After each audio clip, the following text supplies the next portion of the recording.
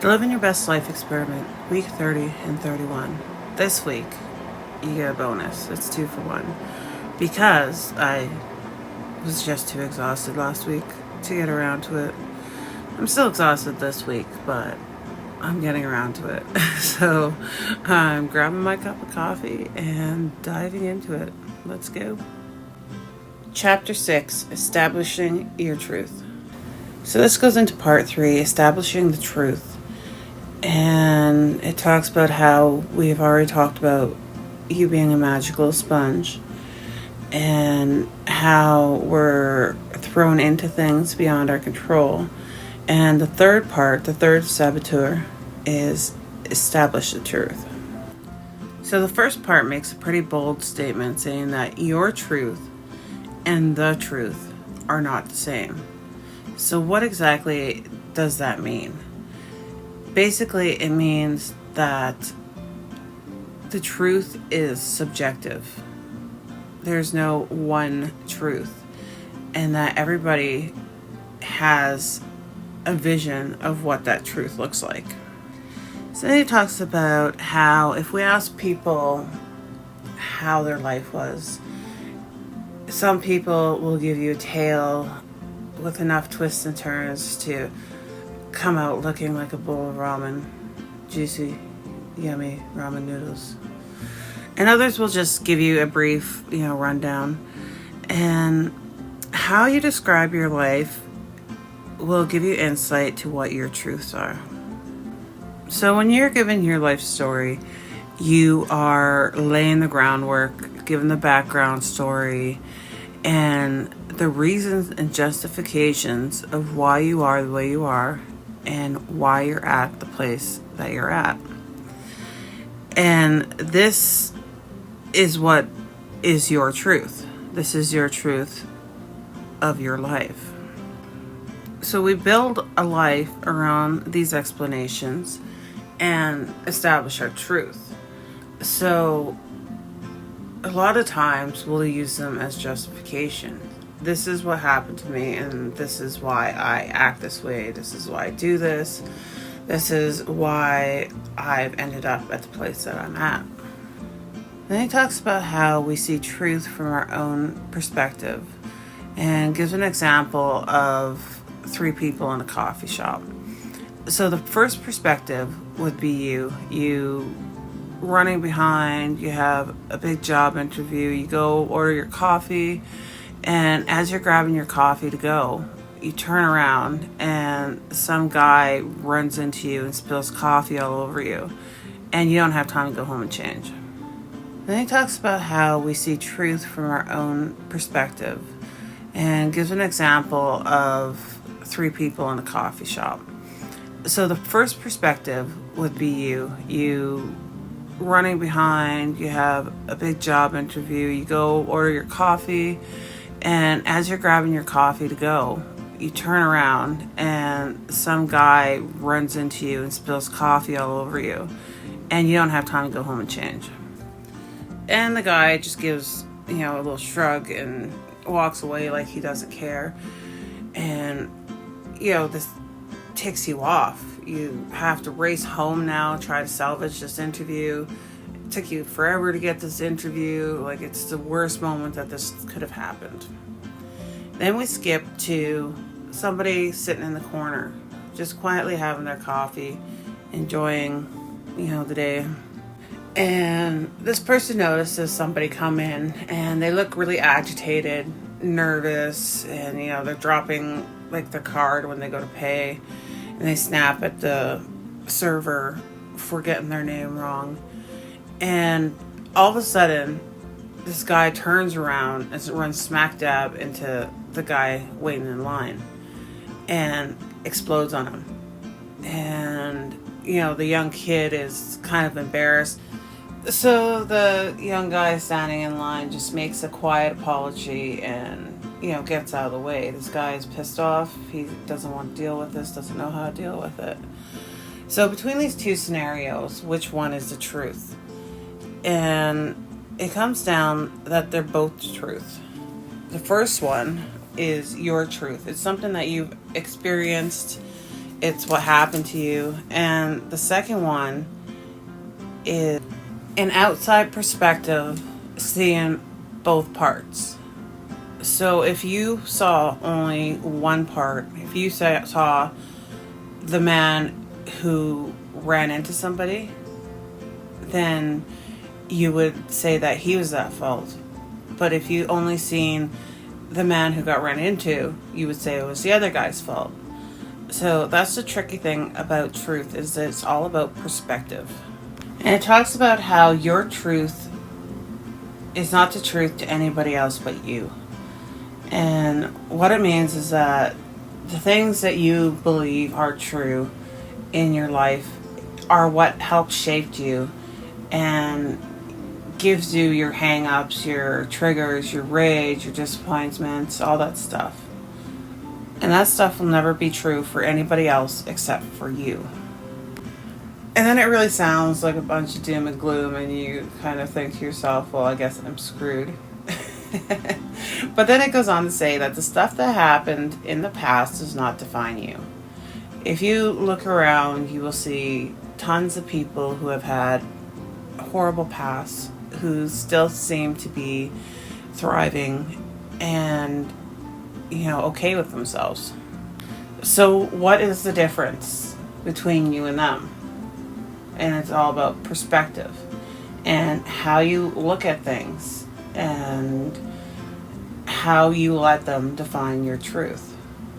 And then he talks about how we use the truth as a way to explain and to justify our lives and the things we do instead of intervening.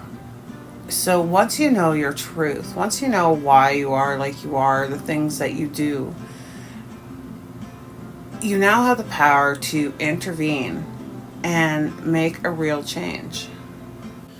So then he talks about how your self-sabotage is a function of the 3 saboteurs and not because of your truth.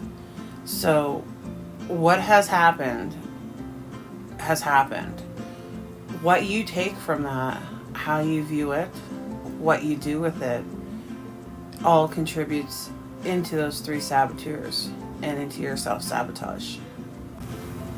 Chapter 7, the 3 saboteurs. I always wonder if I say that right. Do I say that right? So at the first part of this chapter, he talks about, okay, it's reflection time. Stop, take a break, digest the stuff that we've just gone through, and start asking yourself questions and really answer them. Have honest, open answers with yourselves. Ask questions like, what could you not control? What have you been telling yourself? Really look at the stuff that you've been thrown to in life and what ways it's been shaping you and what you've been telling yourself, and where have you gotten stuck in the past. And then he says this chapter can be used as a bridge between the groundwork that's just been laid and really getting into that and understanding what is at the base and crossing that bridge over to the root of our subconscious. So in the next part, it talks about how a saboteur is a subconscious conclusion that you've made at a definitive point of your life, the kind of indelible mark that stays with you to this day and will remain with you until you die. And it was at that point where I was asking the question, is this what I equate to an emotional response? For myself personally, I noticed that in certain situations, I would have an automatic response to those situations. If something felt the same as prior situations, I would have an automatic response to it. And that a lot of the things that I was doing, that they came very automatic without me even thinking about it. I think one of the things about when you sit down and go back and look at these situations, if you can get to the point where you can objectively look at these situations, then you start noticing these patterns that you have. And for me, that was a really big breakthrough, like a really big point of being able to properly take in what I was doing. And then in the next paragraph, he goes on to say that self-awareness is recognizing when these saboteurs are coming home. So being able to see when your automatic or emotional responses are kicking in. You're self-aware. You're understanding what you're doing. And he's saying the three saboteurs are your guides. So your simple conclusions are what guides you in your life. So if you can identify them, then you could do something about them. And he says you might not immediately notice when the pebble goes into the pond, but you might be able to pick up the ripples on the water surface and understand that this is what's happening. Then he asks the questions, well, how can we identify them? And brings in the point that, by your 20s, you've come to conclusions about three major things: yourself, others, and life in general. And that these conclusions are very different from each other, and they have their own way of showing up, and that the three of them combined can skew everything. And then he talks about how the three of these things together builds a framework. And this framework is to keep things safe and the same. Because as humans, that's what we strive to do. We strive to survive. And the best way to do that is to keep things the same and limit change. And he goes on to say that the funny part about it is that the same framework is also what compels you to improve yourself, to thrive, and that it's constantly going into a cycle of, thriving and then needing reassurance and going back to that safety and over. And he says you always see your framework the same. So no matter how you look at it, you always look at it the same. So that was the end of chapter 7. And in the next chapter, he starts delving into those three different topics: you, others, and life, and what role they have to play. Although the style, I still find it very in your face. The content that's coming out of it, the last 2 chapters, I found is a little bit more encouraging. I feel like this is a common groundwork between the last book and this book, is really laying that groundwork in and understanding how you got to this point. Between the 2 books, I think if I had read this book when my anxiety was really bad, it probably would not have been as effective. I think at that point I needed a more slow and gentle process. I feel like this one is more like ripping off a Band-Aid. And at that point in my life, I wouldn't have been able to mentally or emotionally handle this kind of in-depth look into my past. I think that's an important thing to reiterate with books like this. When you buy a self-help book, you expect to be, miraculously at peace or whatever by the time you finish reading the book. And really being understanding and gentle with yourself, that if you can't handle that kind of emotional